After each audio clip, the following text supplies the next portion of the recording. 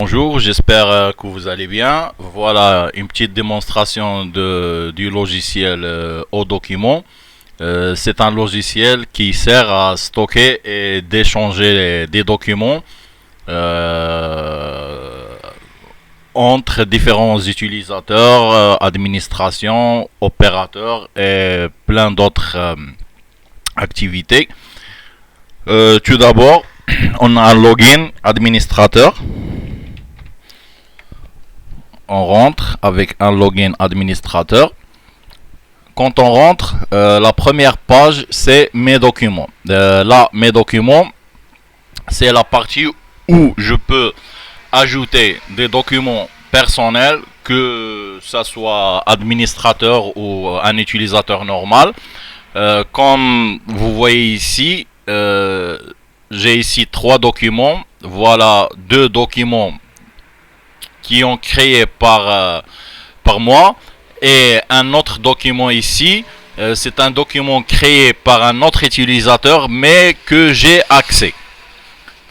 Tout d'abord ici on a type document. Dans type document on peut ajouter toutes les types de documents qu'on peut échanger pour faciliter la tâche et savoir le document est de quel type.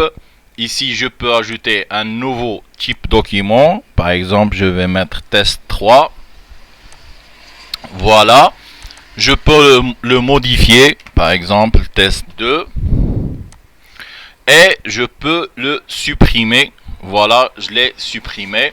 Un groupe utilisateur, c'est un rassemblement d'utilisateurs. On va savoir après à quoi ça sert. Ici, je peux ajouter un nouveau groupe. Par exemple, je peux le modifier. Et aussi, je peux le supprimer. Par exemple, je veux supprimer aussi ce groupe administrateur. Voilà, je ne peux pas le supprimer. Pourquoi? Parce qu'il y a déjà des utilisateurs qui utilisent ce groupe. Alors, je ne peux pas utiliser je peux pas supprimer un groupe où il y a des utilisateurs déjà intégrés.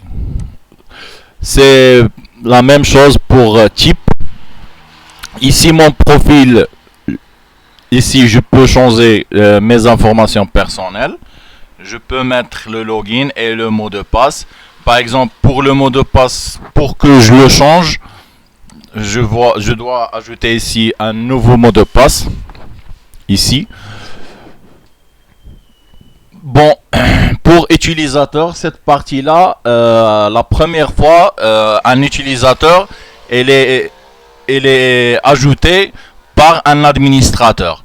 Un utilisateur ne peut pas être ajouté par lui-même. Il faut qu'un administrateur qui l'ajoute.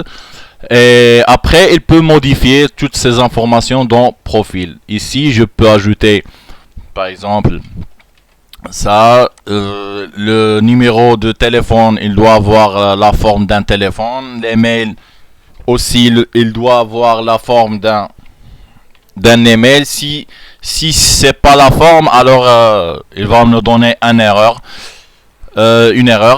Ici l'adresse, le code postal. Comme vous voyez, je peux pas ajouter des lettres. C'est juste des chiffres. Et c'est 5 chiffres. C'est format code postal international. Là, la ville, je peux ajouter ici le login et le mot de passe. Et je peux choisir où intégrer cet utilisateur. Par exemple, je vais mettre agent, je valide. Voilà, il est ajouté ici. Voilà, c'est un agent. Je peux modifier, par exemple, assurance. Voilà, c'est changé, c'est pour assurance. Ici, j'ai activé, désactivé un utilisateur. Je peux désactiver un utilisateur. Par exemple, cet utilisateur-là, je vais le désactiver. Ok, voilà. Ça se met en rouge. Une fois un utilisateur désactivé, il ne peut pas utiliser son compte tant qu'il est désactivé. Alors, pour qu'il utilise son compte, je dois l'activer. Voilà. Maintenant, c'est activé. Il est devenu noir. Voilà les documents. Ici, je trouve tous les documents. Puisque je suis un administrateur, je peux faire les recherches ici. Je peux faire les modifications. Et je peux faire la suppression. Bon, pour la suppression, le document il se met en rouge. En réalité, elle est désactivée et pas supprimée. Tous les documents ils sont sauvegardés, mais une fois je désactive un document, ce document il ne sera plus visible pour les autres. Comme vous voyez ici, même c'est mon document, mais je peux pas le voir. Une fois ici je l'active,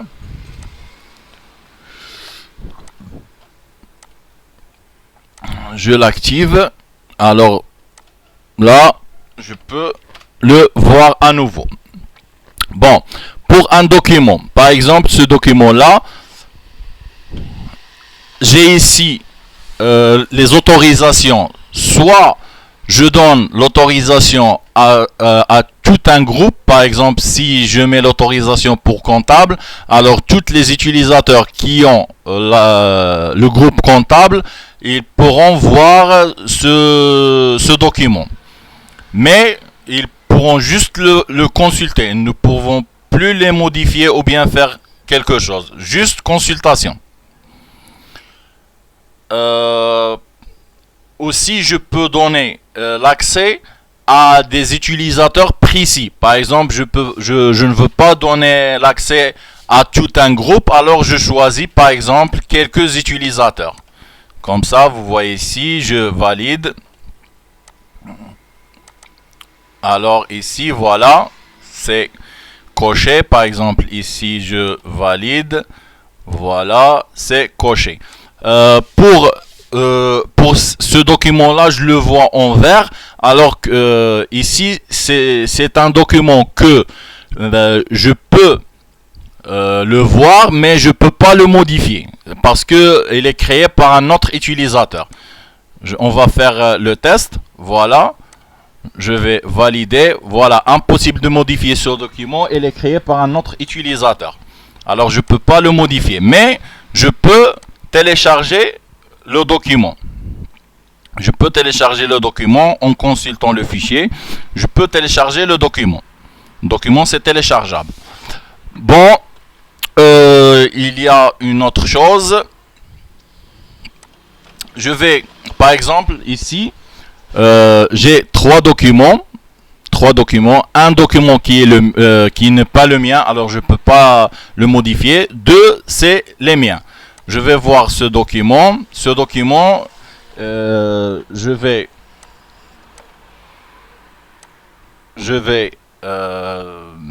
vais activer juste mon nom d'utilisateur qu'il est activé automatiquement. Mon groupe qu'il est activé automatiquement. Voilà. Et pour l'autre document, je vais désactiver les autres. Voilà. Vous voyez, mon nom il est activé automatiquement. Même si je les désactive, il s'active automatiquement. Bon, voilà, je vais me déconnecter. Je vais entrer par un autre utilisateur qui est normal.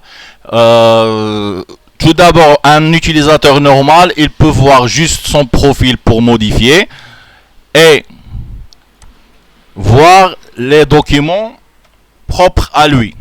Voilà, il n'y a qu'un document qui est propre à lui. Comme vous voyez ici, c'est juste un document. Alors, je vais aller dans la partie d'un autre utilisateur, qu'il soit administrateur ou n'importe quoi. Je vais activer le nom. Voilà, c'est Redouane. Je valide. Une fois je rentre sur le profil de Redouane, voilà, le document il apparaît ici avec le nom du créateur et en vert. je vais, par exemple, je vais voir Redouane, elle est de quel groupe, c'est comptable. Ok, je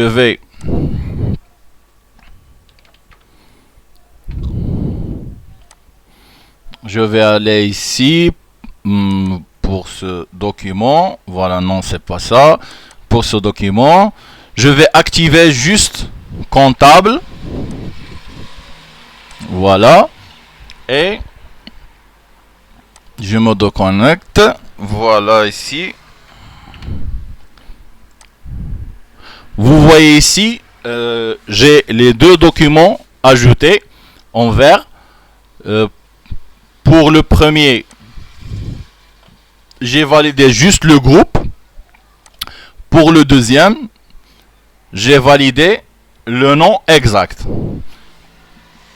Et avec cette application web là, on peut faire l'échange des documents entre les différents services, les différents opérateurs. Par exemple, je donne accès par exemple à mon comptable pour lui transférer les factures, toutes les informations nécessaires, par exemple pour une assurance et tout ça. Et ça facilite la tâche et tous les documents, même les documents supprimés, sont en réalité sauvegardés et pourront être réactivés par l'administrateur. J'espère que cette application soit valable pour vous et à la prochaine, Inch'Allah. Et merci.